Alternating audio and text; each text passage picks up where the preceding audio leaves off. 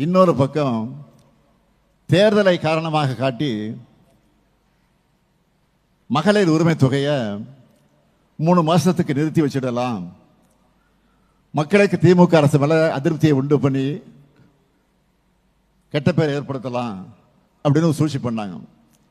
இதை அட்வான்ஸா நாங்கள் தெரிஞ்சுக்கிட்டு என்னுடைய சகோதரிகளுக்கு தாய்மார்களுக்கும் 5000 ரூபாய் அட்வான்ஸ் பணமாக போட்டேன். நாம் பண்ண இந்த சர்ஜிக்கல் ஸ்ட்ரைக்கில் மக்கள் ஹாப்பி.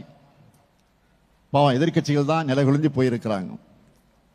முதல்ல இதை கிண்டலடிச்சாங்க, கொச்சைப்படுத்தினாங்க.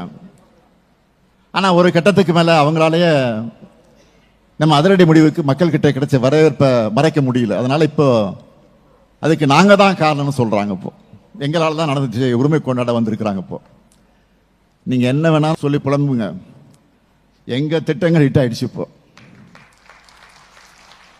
5000 ரூபாய் மகளிர் உரிமை தொகை சிறப்பு தொகுப்பு மக்கள் கிட்ட சூப்பர் ஹிட், இட்டோ இட்டு.